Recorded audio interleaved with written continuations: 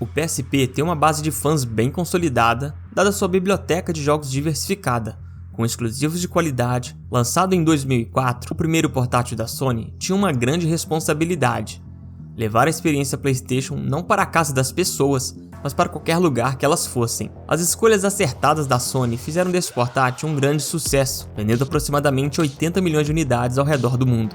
Quero te convidar para conhecer o que o PSP tinha a oferecer e o hardware embarcado pela Sony para cumprir seu objetivo. No ano de lançamento do portátil, 2004, o GameCube da Nintendo não estava indo tão bem quanto o PlayStation 2, mas o assunto era outro quando se tratava de portáteis.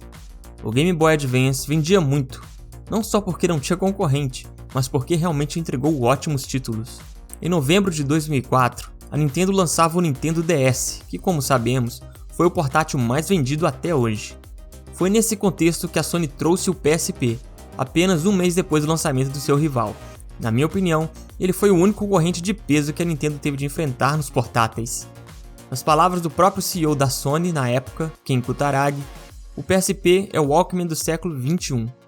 O Walkman, para quem não sabe, foi um toca-fita do final dos anos 70, lançado pela própria Sony, que finalmente permitiu às pessoas escutarem música onde quer que elas fossem, além de popularizar o fone de ouvido, ou seja, a experiência individual de ouvir músicas. Para seu portátil estreante, a Sony trouxe uma tela widescreen com boa resolução para a época, som estéreo, slot de cartão de memória e uma unidade de disco que fazia o PSP um dispositivo multimídia muito completo para entregar músicas, vídeos e imagens para o jogador, com qualidade aonde quer que ele fosse. Havia compatibilidade com os principais formatos de mídia, MP3, MP4, WMA e JPEG. Lembre-se que em 2004 não havia o smartphone como conhecemos hoje.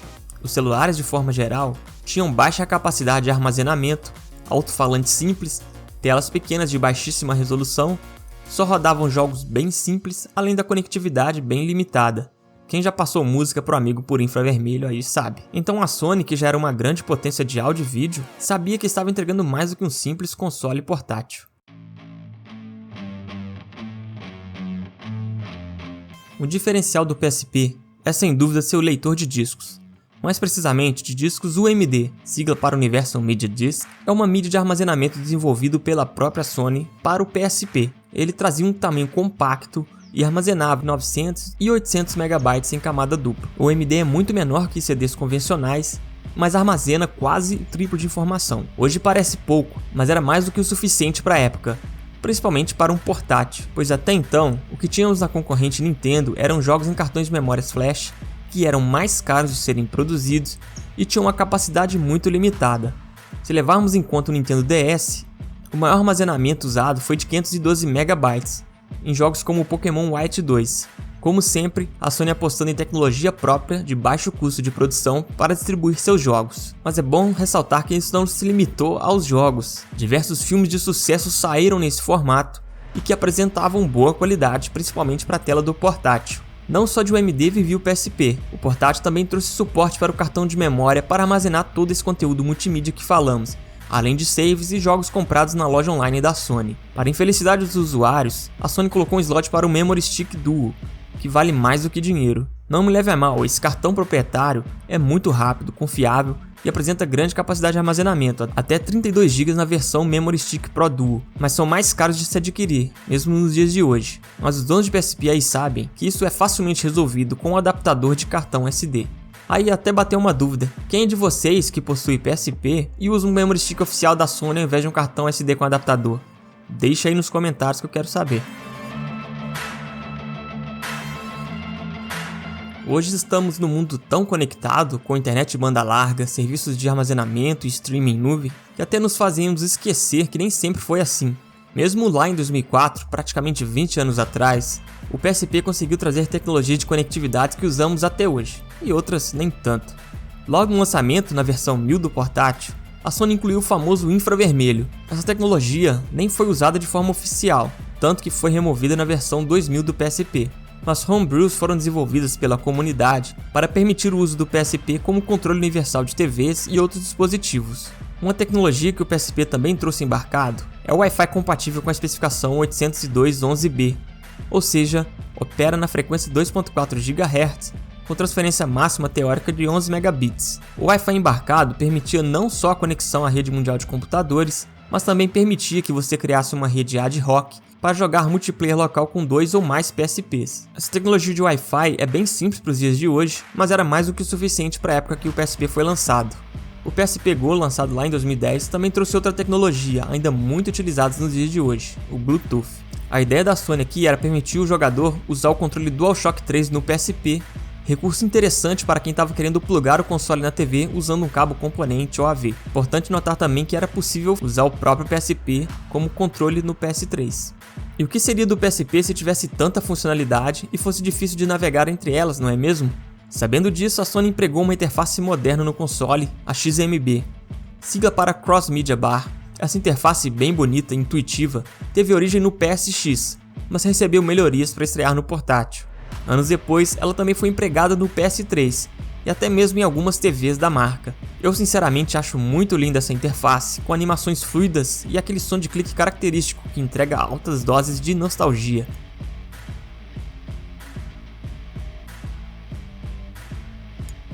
Inclusive, já quero deixar uma dica muito interessante para vocês. Vira e mexe estão me perguntando aí onde eu pesquiso e tal. Então vou deixar no comentário um link fixado para vocês do livro Dossiê Old Gamer PSP, que usei em partes para construir esse roteiro. Ele traz muita informação legal sobre o portátil da Sony, lembrando que se você comprar pelo meu link de afiliado, você está me apoiando e consequentemente apoiando os conteúdos desse canal. Conto com a sua ajuda. Já que estamos falando do XMB, um software oficial, vamos falar um pouco também das homebrews, softwares feitos pelos fãs do console para entregar funcionalidades não disponíveis oficialmente. São centenas de homebrews disponíveis, ficaria inviável explanar cada um aqui, mas vamos dar uma pincelada nas possibilidades. Emuladores de forma geral estão presentes no PSP e esse é um ponto fortíssimo do console até os dias de hoje. Para mim são essenciais para quem tem um PSP e é o principal motivador para destravar o seu, caso ainda não seja. Portes variados de jogos. Tudo quanto é jogo clássico foi portado para o PSP. Tem Doom, Half-Life, COD 2, Quake e por aí vai. Tem também algumas coisas bem diferentes como editor de planilhas, calculadoras, emulador de bateria, pad de efeitos sonoros e vida que segue, é muita coisa, sério mesmo. Todos esses softwares não oficiais só funcionam devido ao desbloqueio do console, que hoje já é bem difundido. Se vocês querem um vídeo focado nesse detalhe do PSP, deixa aí nos comentários. Quanto aos jogos desse console, não tem muito o que falar, né? A Sony trouxe diversas franquias que já estavam bem consolidadas nos consoles de mesa PlayStation 2 e PlayStation 3. Sejam ports diretos ou spin-offs dessas séries. Jogos como God of War, Chains of Olympus e Ghost of Sparta, GTA Liberty City, Vice City Stories, Def Jam, Burnout, Need for Speed. Praticamente toda a série de relevância dos consoles de mesa da época apareceram no PSP. Tem certos casos que os jogos ficaram tão bem feitos que eles fizeram o caminho inverso. O lançamento do PSP foi parar nos consoles de mesa, alguns remasterizados em alta definição. Mesmo nintendistas mais assíduos não podem negar que a Sony fez um belo trabalho junto às third parties para impulsionar a biblioteca do PSP, que é vasta, variada e essencial. Agora vamos para a parte que tanto nos agrada, descobrir o hardware responsável por fazer tudo isso funcionar. Mas antes de entrarmos nos detalhes do portátil, peço para você já deixar seu like e se inscrever no canal. Seu apoio é muito importante para que o canal alcance mais pessoas e para atingirmos a sonhada marca de 50 mil inscritos. Começando pela tela do portátil, a Sony empregou um display widescreen de 4.3 polegadas com tecnologia TFT, que exibia até 24 bits de cores, ou seja, 16 milhões de cores.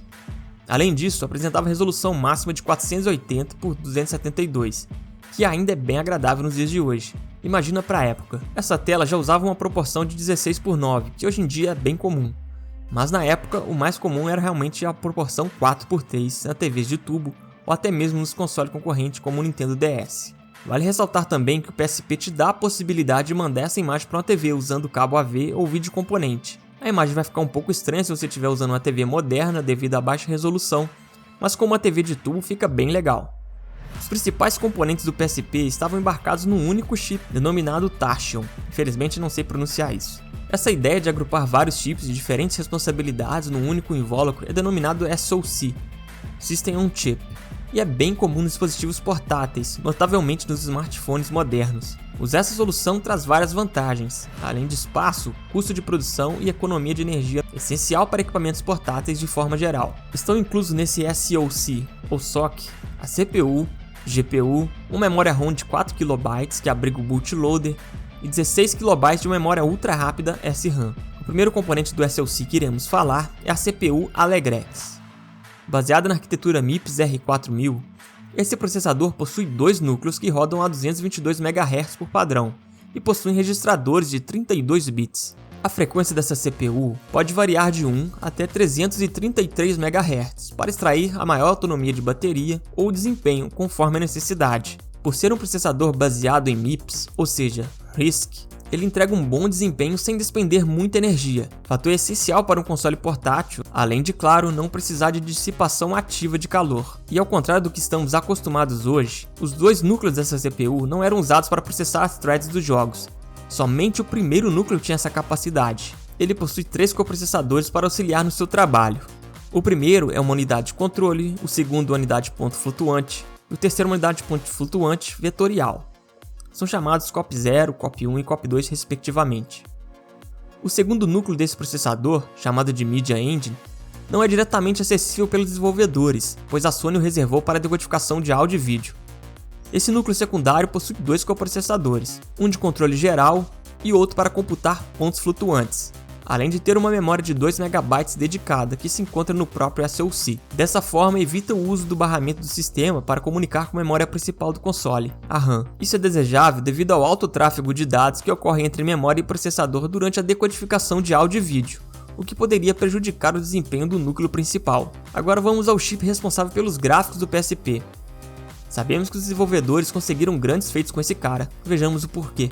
A unidade de processamento gráfico chamada de GE no PSP possui as seguintes especificações: frequência de 111 MHz, 256 bits de largura de banda, que totalizam 5.3 gigabits por segundo de transferência com a memória, que por sua vez possui 2 megas. Esse conjunto permite manipular até 33 milhões de polígonos por segundo. Apesar do valor aparentemente ridículo de VRAM, não era tão ruim assim, visto que o console de mesa da Sony na época, o grandioso PS2, possuía lá seus 4 megabytes. Claro que são máquinas diferentes em seu funcionamento, mas vale mencionar para vocês terem um parâmetro. Está incluído também no mesmo SoC o VME, Virtual Mobile Engine. Mesmo nos dias de hoje não se sabe muito o que ocorre nesse chip, mas sabemos que é uma CPU de baixíssimo consumo de energia que permitia gerenciar o hardware do console enquanto a CPU principal está desligada. A Sony não disponibilizou o SDK para os desenvolvedores externos utilizar esse chip, portanto somente ela usou esse componente para fins ainda não muito claros. A memória principal do PSP usava a tecnologia DDR, e trabalha na metade da frequência da CPU, portanto 111 MHz, e possuía seus 32 MB de capacidade.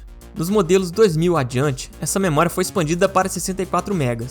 Apesar dos desenvolvedores criarem jogos limitados aos 32 MB para manter a retrocompatibilidade com a primeira versão, a capacidade adicional de memória era bem-vinda para outros recursos do PSP, como o navegador de internet, por exemplo. O PSP teve 5 modelos principais.